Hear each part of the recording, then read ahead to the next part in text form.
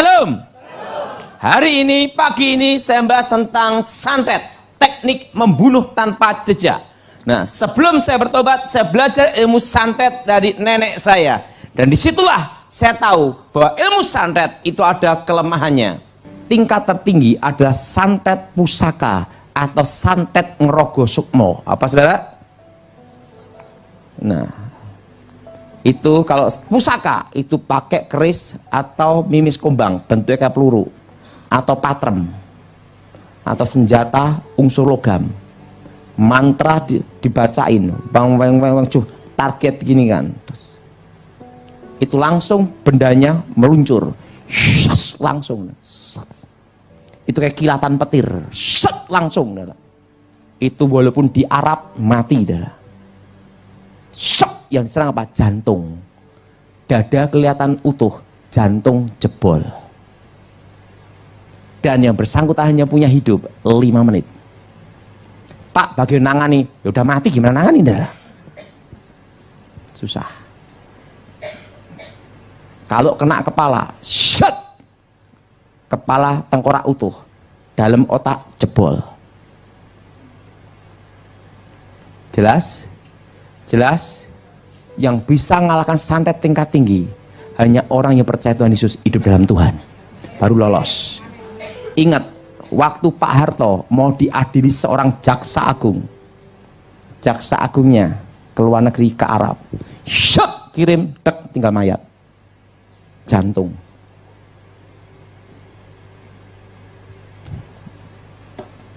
Pengalaman hidup saya, hanya ada satu manusia yang lolos dari santet tingkat tinggi, yaitu pendeta Gilbert Lumaindong. Itu saya santet, shut, tak, malah saya mental diri 10-12 meter, saya gila sendiri setahun. Untung Tuhan baik, saya bisa sembuh. Itu kena balik, saya mental sendiri itu fisik 10-12 meter. Waktu saya ketemu Yesus, akulah Alfa, akulah Omega, yang awal, akulah yang akhir. Akulah aku, kebangkitan dan hidup. Akulah Yahweh, Yahweh. Saya ketemu Yesus sendiri. Tunjukkan paku salibnya. Yang terpaku itu bukan di sini. Nih. Coba semua pegang bagian sini. Uratna, aku telah mati, lihatlah aku bangkit hidup kembali. Di sini itu paku di salibnya, itu bukan di sini. Kan kita sering lihat gambar-gambar di sini, betul? Itu di sini. Kau tahu Pak Daud? Saya lihat sendiri. Tuhan itu baik. Saya lihat sendiri sini. Tepat nadi. Nah, pernah enggak Pak Daud menghadapi tingkat tinggi? Pernah. Suatu kali tahun 2011, tepatnya bulan Januari, waktu itu saya dipanggil sama jenderal, Daud, ada urusan penting, kamu dipanggil ke Cikias. Saya temenin kamu. Saya datang langsung ke Cikias. Saya lihat, wah ada santet ini, tek, santet tingkat tinggi, kiriman India. Wah, impor punya nih lah. Wah, santet tingkat tinggi. Langsung ibu ketemu saya, Bu Ani Yudhoyono. Daud, saya panggil kamu, pasti kamu tahu. Ya. Penyantetnya ini Bu, bener penyantet namanya ini. Tokoh sakti India. Kamu bisa menghadapi enggak? Ilmunya sama dengan saya sebelum bertobat. Baik kekuatan batin maupun ilmu mistik, ilmu santetnya, ilmu dalamnya. Saya lihat alirannya sama, kekuatannya sama, kesaktiannya sama, imbang. Saya belum pernah menghadapi lawan seimbang. Dalam hati saya, mungkin ini saya, kalau pertarungan ini, kalau dia yang mati atau saya yang mati. Kalau kalah, tidak ada yang bisa lolos, dua-duanya hidup. Ngerti ya? Saya ngomong, Ibu, karena ini lawan yang berat. Seumur hidup saya belum pernah menghadapi lawan yang setara dan seimbang. Tapi kalau ini tugas untuk keamanan negara, saya akan lakukan. Karena saya tahu dan tidak boleh membantah. Saya laksanakan tugas ini. Tapi sebelum saya laksanakan tugas ini, kalau saya gugur, aku minta satu hal. Apa? Tolong anak-anak saya dikuliahkan sampai selesai. Kenapa? Dalam hati saya, aku ragu juga untuk hidup. Kenapa? Lawan yang seimbang. Bisa dua-duanya mati atau salah satu yang mati. Saya belum pernah menghadapi seseorang punya kemampuan spiritual, kemampuan batin, kemampuan segi semuanya sama adalah. Saya tahu tokoh ini dianggap dewa. Ya. Dan saya minta anak-anak saya dikuliahkan sampai selesai. Sehingga saya jalankan tugas ini dengan tenang. Baik. Langsung jenderal ngomong, saya pelihara keluarga kamu. Selesaikan tugas kamu untuk keamanan negara. Ya udah. Itu yang minta langsung oposisi, lawan dari presiden. Saya, berapa lama kamu bisa selesaikan ini? 3 bulan. 3 bulan. Kalau dia yang mati atau saya yang mati, atau dia yang hidup, saya yang mati, itu aja jawabannya. Udah. Waktu itu saya pulang ke rumah, saya ngomong sama istri saya, Mami sini dulu sama anak-anak saya. Ini sertifikat semua, ini bisnis ini semua. Lah ada apa? Tidak apa-apa. Ini Mami bisnis ini, Mami jaga baik-baik. Tolong hidup yang hemat, gini-gini. Lah ada apa, Papi? Dalam hati saya, aku tidak tahu apakah aku bisa melihat lagi kalian. udah. Karena apa? Lawan yang seimbang itu paling berat. Udah, saya akan keluar, saya akan tugas Mami. Jarang tidak bisa ketemu Mami.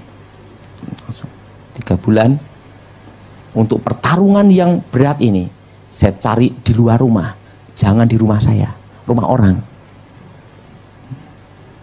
Saya dikasih posisi di Jakarta. Langsung ular-ular berdatangan, pakai seruling itu. Saya doa, dalam nama Yesus, ularnya kabur. Setelah itu ada trisula, 3 gini, lempar. Ada dewa, ini ular. Demi nama Yesus, blak. Trisulanya kena sini saya, blak, tas gitu. Sampai saya semper waktu itu. Saya doa terus. Saya dikirim. Dewa bertangan banyak, keluar, kaca-kaca hancur lebur, untung bukan rumah saya. Waktu itu saya doa, dalam nama Yesus, des, lawan mati. Kalau lawan mati saya tahu, terasa, des, putus nyawa. Selesai tugas. Jenderal, siap. Tolong dicek di India, target selesai. Mati dah, beres. Saya dipanggil. Tahu enggak lawan saya waktu itu apa? 2011. Selesai. Selesai. Target selesai.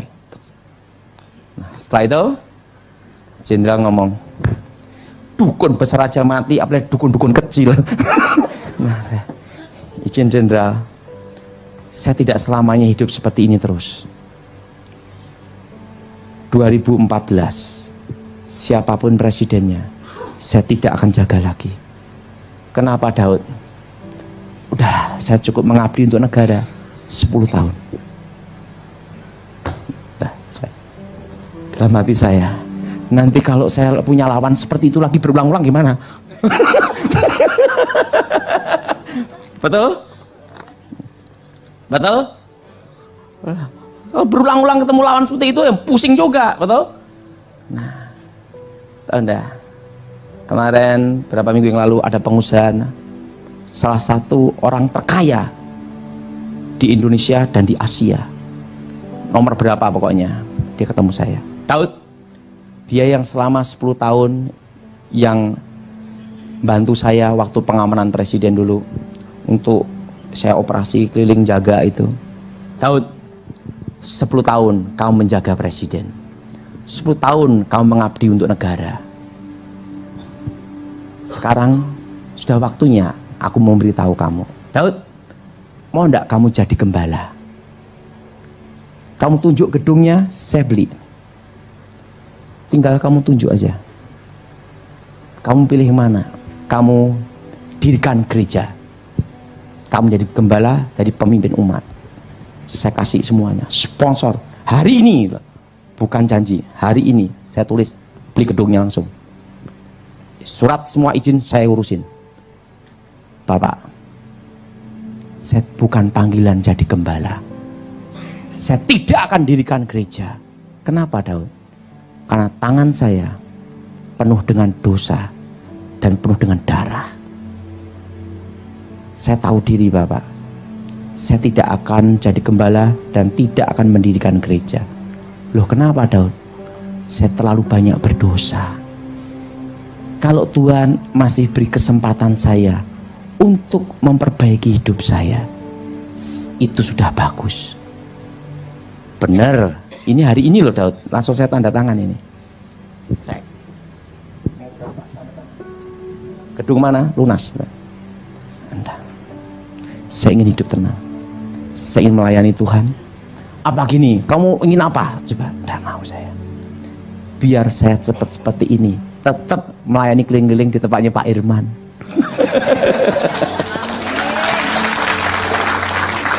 Amin. Saya tidak mau. Karena waktu Yesus nemuin saya, dia berkata, Daud, kamu tidak boleh jadi gembala, karena engkau kupanggil untuk memberitakan Injil. Waktu saya bertobat, saya ketemu Yesus sendiri. Saya tahu panggilan hidup saya. Tidak mau jadi gembala. Dan waktu itu saudara, ini pengusaha, salah satu orang terkaya di Asia. Kamu tinggal ngomong, tinggal tulis. Kamu apa? Kamu mau bisnis apapun saya bantu. Saya tidak mau. Saya diberi kesempatan. Kalau saya bisa kembali ke masa lalu, saya akan memperbaiki masa lalu. Tapi saya tidak mungkin kembali ke masa lalu, kan gitu. Saya hidup untuk sekarang dan masa depan. Jadi lebih baik ya saya perbaiki hidup saya. Untuk menebus kesalahan di masa lalu saya tidak bisa. Hanya Tuhan yang bisa ampuni. Tapi setidaknya Bapak apa? Mengurangi dosa itu tidak bisa. Tapi bisa memperbaiki. Yang bisa mengampuni dan menghapus dosanya Tuhan. Saudara, satu hal. Selama kita ada kesempatan untuk berbuat baik, lakukan. Karena ada waktunya kita tidak ada kesempatan lagi.